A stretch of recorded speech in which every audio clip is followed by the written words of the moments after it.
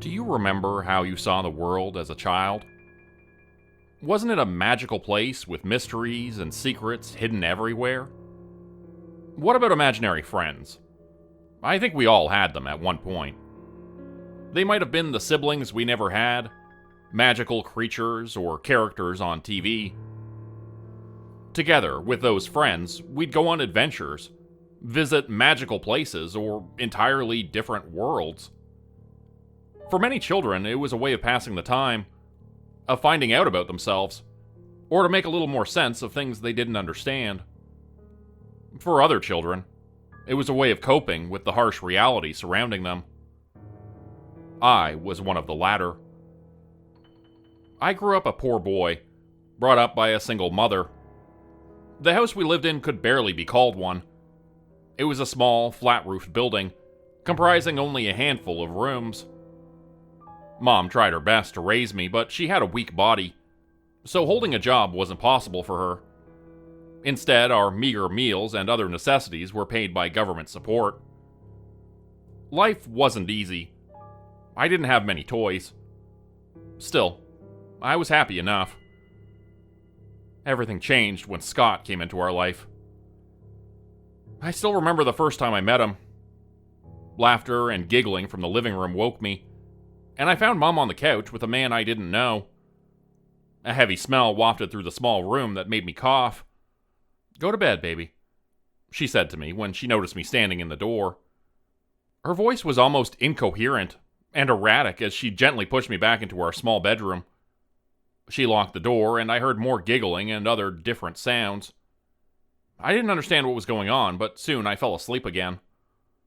When I woke up the next morning, the man was still there, smoking a cigarette and drinking from a heavy glass bottle. "Yo, little dude, what's up?" he asked after taking a big sip. "Who are you? Where's my mom?" I asked, rubbing the sleep from my eyes. "I'm Scott. Your mom's over there, still asleep," he said, pointing at the couch. "She's had a rough night." He gave me a little wink that made me laugh, but at my age, I didn't understand his implication. I learned that Scott and Mom had dated during high school. They'd recently met again and gave their old relationship another go.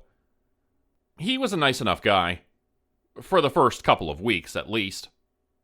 At first, he visited us only every once in a while, but soon he moved in with us. For a while, it was fun. Scott brought a ton of video games, and I enjoyed watching him play and laugh. Whenever I asked to play, though, he shooed me away. As the weeks passed by, Scott drank more often. It wasn't strange for me to wake up to find him already holding a bottle in his hand. While Mom took care of the chores around the house, Scott sat in front of his video games, smoking and drinking all day. I still remember how hard it was to breathe, and how the heavy smoke stung my eyes. When I cried about it, he either didn't react or told me to be quiet. The first time he beat me was when I asked him for breakfast. Mom had to leave in the early morning to take care of important government business, as she called it, and left Scott in charge. I was hungry, but when I asked Scott for something to eat, he didn't react. Too absorbed in his video games, and too drunk. When I cried, he grew angry and slapped me against the head. "Will you shut up, you little shit?" That day, I learned I shouldn't talk to Scott while he was playing his video games. Which meant never.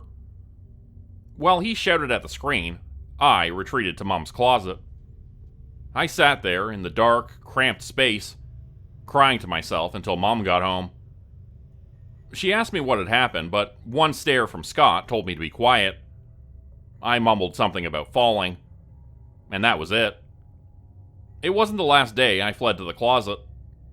I guess Mom was desperate in a way. For the first time, she was in love again. She didn't catch on to Scott's toxic behavior, or chose to ignore it. Scott was never violent when Mom was around. Whenever she'd leave the house, or even the room though, Scott was quick to vent his anger at me. I found myself inside the small closet more and more often. At first, I'd only sit in the dark, sobbing to myself. But ever so slowly, it became my own little world. A safe haven from the reality that awaited me outside. In there, my imagination transformed the mundane surroundings into my first imaginary friends. There was Kitten, the mischievous little kitty thief. He sprang to life from an old poster of a kitten hanging onto a rope plastered against the closet's back wall. The second one was Skyhawk, a giant bird soaring the skies. I conjured up his image from a single bright feather I found tucked between the floorboards. Together with them, I'd go on magical adventures. I visited massive castles, flew over boundless plains, and joined Kitten in lavish thieveries. Many of those adventures were cut short by Scott. When I get too excited, yelling, or laughing, he'd drag me from the closet, screaming at me to be quiet. More than once, he beat the shit out of me. It was only a matter of time before Mom caught on to things. Scott couldn't explain the heavy bruises by yet another story about roughhousing. I still remember her screams. At first, they were directed at Scott, mentioning my name and demanding what he'd done to me. After a while, Scott's rage replaced them before Mom's painful wailing drowned it out. I don't know how long it all lasted, but to my young mind, it had seemed to last forever. Mom wasn't the same after that day. She was quiet, timid, and only spoke to me in hushed whispers. Her face looked strange for a while, bloated and discolored. Eventually, Mom took to drinking as well. I guess she searched for an escape like I had, yet no magical worlds were waiting for her. Instead, she clung to a different type of magic, one that would bring sweet release, often as soon as the early hours of the afternoon. Those days were the worst. Scott had grown unhinged, prone to anger issues. When he couldn't vent his anger at Mom, I was the only target that remained. He wasn't just yelling at me anymore, not just beating me up. By this point, he'd developed a sadistic streak. He loved putting out his cigarettes on my tiny white arms. To this day, scars riddle them. I still remember the searing pain, the blistering skin, and the burned flesh below. When I cried in pain, he'd guffaw like a horse before he threw me back into the cramped closet. During these days, I would meet a new imaginary friend. A small, stuffed wolf I'd never seen before. I came to call him Silverback, the Wolf King. In my mind, he wasn't a small toy, but a giant beast, and the king of all the animals. Soon, Silverback became my favorite imaginary friend. He'd let me ride on his back and take me to the great forest, a magical place with trees towering high into the sky, taller than any building I'd ever seen. The more Scott drank, the more his behavior escalated. Before long, he took to other things a kid like me didn't understand. I remember wondering if he was sick when he put a needle in his arm and hoped he'd have to go to the hospital. He never went. Instead, he became more unhinged, crazy even. And then, one day, he exploded. I was in the closet on another adventure with Silverback and Kitten when I heard screams coming from outside. As a little child, I didn't understand what I saw, but I knew it was wrong. Scott was on the couch on top of Mom. She'd been screaming, but by now she hardly made any sounds. For a moment, I thought she'd fallen asleep, but Scott was doing something with his hands. He'd wrapped them around her neck. His face almost made me crawl back. It had become a mask of pure and absolute rage. His eyes were huge and bloodshot. His mouth stretched so wide it almost divided his face. "How dare you mess with my games, you frickin' whore!" he screamed at her, his voice high-pitched and cracking. "What are you doing to Mom?" I blurted out in a low voice, not sure what was happening. At that moment, Scott's crazy eyes focused on me, and a sadistic grin showed on his face. I didn't know what I was doing. Suddenly I was running, spurred on by something deep inside my subconscious mind. In a moment I was at the front door, then outside, and ran toward the small stretch of forest behind our home. "Where do you think you're going, you little shit?" Scott called after me, guffawing like he always did. I didn't turn around. Fear swallowed me up, and I just ran. Yet I had no hope of outrunning him. My legs were too short, my steps too small. "Just wait till I get you, little Danny. Just you wait." His voice was close now, and with each passing moment, his heavy steps were getting closer. I could feel his disgusting, heavy breath on my neck. "The fuck's that?" he cursed, followed by a heavy thud. When I turned around, I saw Scott on the ground. Behind him, a small rope was stretched between two of the trees. And for just a moment, I saw a tiny, feline body vanishing between the underbrush. Had that been... I didn't get to wonder, because Scott pushed himself up again. His face was furious, but when he saw me, his grin returned. I stumbled on from tree to tree, but I was exhausted. My small legs were heavy and my chest hurt. Tears came to my eyes when Scott burst through the underbrush behind me. "Shit, fucking bird, get the hell away from me! Shit!" he screamed behind me, but a flutter of massive wings drowned out his voice. Scott was still screaming and cursing as I pushed myself forward. Step by step, I continued on. My eyes grew wide when I saw a feather similar to the one I'd found in Mom's closet. It glided through the air before it vanished between the trees ahead of me. I followed it, desperate, hoping for something, hoping to get away. But things are never so easy. Scott finally got a hold of me and threw me to the ground.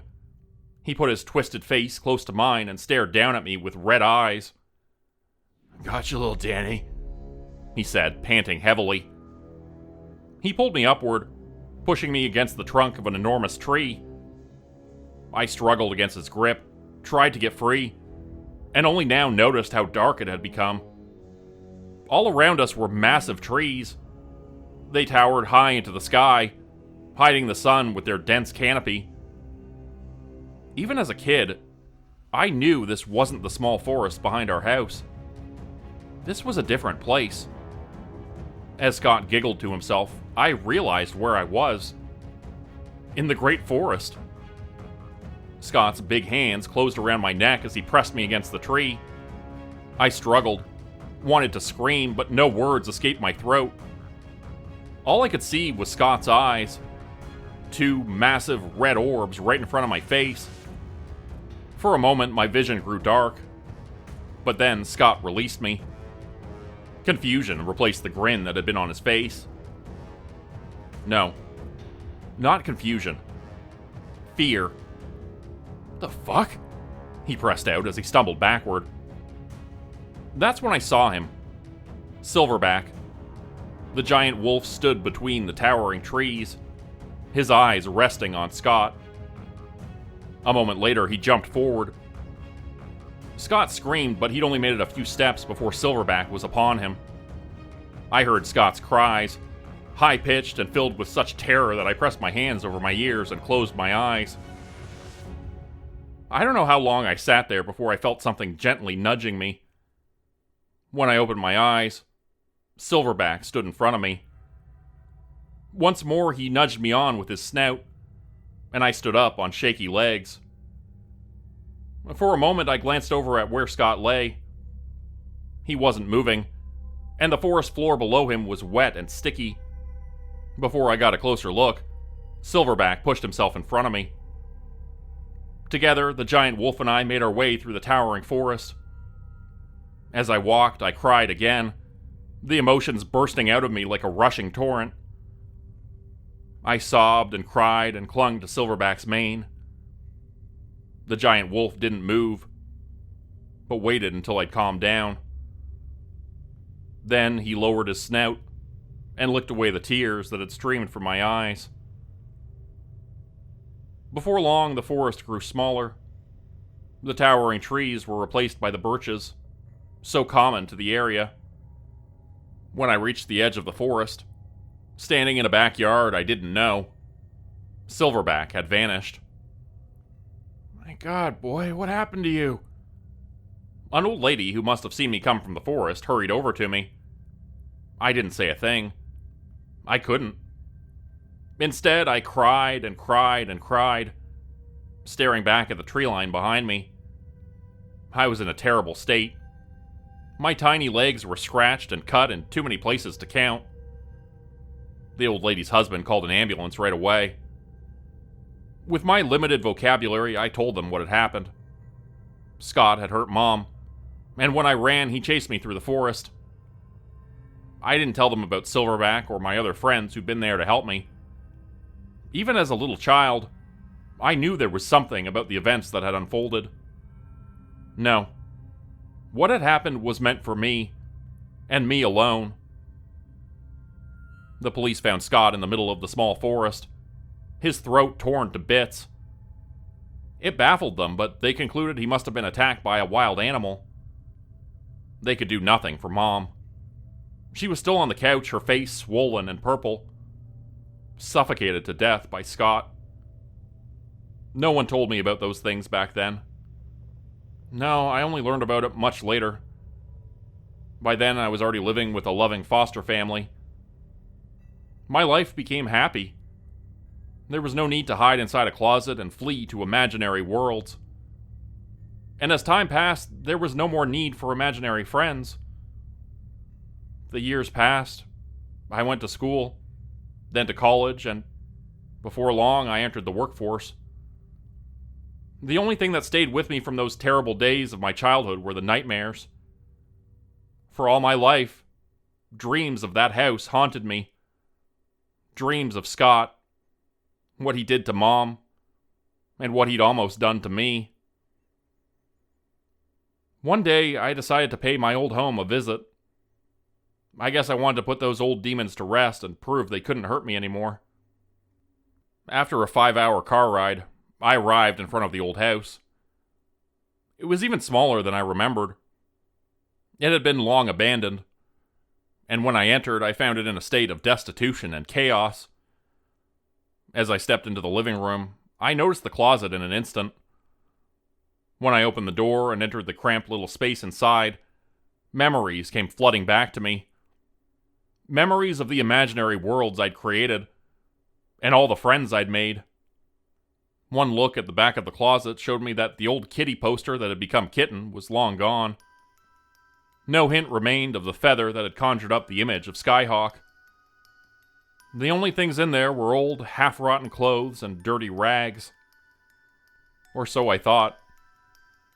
Because then I saw him. Discarded in a corner lay a tiny, stuffed animal. He was old now and dirty, but the few silver threads on his back told me who he was in an instant. My very best friend during that terrible time. Silverback, the Wolf King. When I picked him up, I saw that the fabric was torn in many places, the stuffing pouring out here and there. Even one of his small button eyes was missing. I hugged the small toy dearly, and as the memories of that day returned, tears came to my eyes. "What happened to you?" I asked as I held the old dirty toy in my hands. But of course, I didn't get an answer. I was an adult now. The magic that had once resided in this place was gone, pushed aside and replaced by reality. Still, as I held him in my arms and whispered the words, "Thank you," again and again, I could have sworn there was a glimmer of that old magic in his one lonely button eye. Become a channel member today for early access, bonus videos, and special emojis only available to members. Check out the description below or click the join button for more info.